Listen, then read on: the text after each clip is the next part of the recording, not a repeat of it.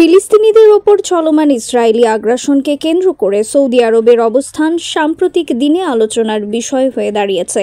দীর্ঘদিন ধরেই নীরব দর্শকের ভূমিকা পালন করা দেশটি এবার স্পষ্ট অবস্থান নিয়েছে। হামাসকে অজুহাত বানিয়ে গাজা উপত্যকা দখলের যে নির্লজ্জতা দেখাচ্ছে ইসরায়েলের প্রধানমন্ত্রী বেনিয়ামিন নেতানিয়াহু, তা নিয়ে বিশ্বকে জেগে ওঠার আহ্বান জানিয়েছে সৌদি রাজতন্ত্র। সৌদি পররাষ্ট্রমন্ত্রী ফয়সাল বিন ফারহান সোমবার অনুষ্ঠিত ওআইসির সম্মেলনে বলেছেন, গাজায় ইসরায়েলি বাহিনী পুরোপুরি নিয়ন্ত্রণ নিতে যে পরিকল্পনা সাজিয়েছে তা আন্তর্জাতিক নৈতিকতার পরিপন্থী। তিনি আরও বলেন, পশ্চিম তীরে মানবিক দৃষ্টান্ত স্থাপন ও গাজায় অবরোধ ভাঙার জন্য সব ধরনের পদক্ষেপ নেওয়া প্রয়োজন। নেতানিয়াহুর তথাকথিত গ্রেটার ইসরায়েল পরিকল্পনাকেও নিন্দা জানিয়েছেন মন্ত্রী। এর আগে গত বুধবার ইসরায়েলের প্রতিরক্ষা মন্ত্রী সেনা অভিযানের চূড়ান্ত সিদ্ধান্ত দেন, যা 2026 সাল পর্যন্ত প্রসারিত করা হয়েছে।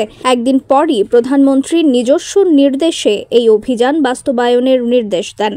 এই সামরিক অভিযান মূলত গাজা উপত্যকার নিয়ন্ত্রণ নিশ্চিত করতে এবং ফিলিস্তিনিদের ওপর চাপ বাড়ানোর উদ্দেশ্যেই পরিকল্পিত। সৌদি আরবের স্থিতি শুধু নিন্দা প্রদানের মধ্যেই সীমাবদ্ধ নয়, তারা স্পষ্টভাবে বিশ্ব সম্প্রদায়কে সচেতন হতে ও ইসরায়েলের পরিকল্পনা প্রত্যাখ্যান করতে আহ্বান জানাচ্ছে।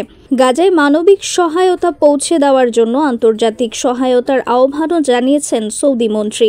এর আগে গত জুলাইয়ে সৌদি আরব ফ্রান্সের সঙ্গে যৌথ বিবৃতি প্রকাশ করে দ্বিরাষ্ট্র সমাধানের পক্ষে অবস্থান নিয়েছিল।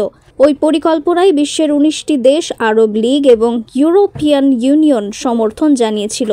কিন্তু ওই মাসের মধ্যেই ইসরায়েল নিজস্ব নীল নকশা প্রকাশ করে গাজা উপত্যকার পুরো নিয়ন্ত্রণ নিজের হাতে নেওয়ার পরিকল্পনা ঘোষণা করে। বিশ্বের অনেক দেশই এই পরিকল্পনার প্রতি আপত্তি জানিয়েছে। তবে নেতানিয়াহু এসব তোয়াক্কা না করে ইসরায়েলি সেনাবাহিনীকে তাদের নির্ধারিত অভিযান বাস্তবায়নে এগিয়ে যাওয়ার নির্দেশ দেন।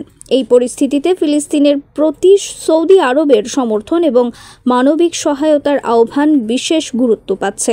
তবে সৌদি আরবের অবস্থান সবসময় স্পষ্ট ও নিখুঁত নয়। জুলাই মাসে ইসরায়েলের জন্য যুক্তরাষ্ট্র থেকে জাহাজে অস্ত্র আনার চেষ্টা চালানো হয়েছিল, যা ইতালির বন্দর কর্মীদের সাহসিকতার কারণে কার্যকর হয়নি। ফলে আন্তর্জাতিক পর্যবেক্ষকরা সৌদির নীরবতা এবং সক্রিয় অবস্থানের মধ্যে পার্থক্য লক্ষ্য করেছেন।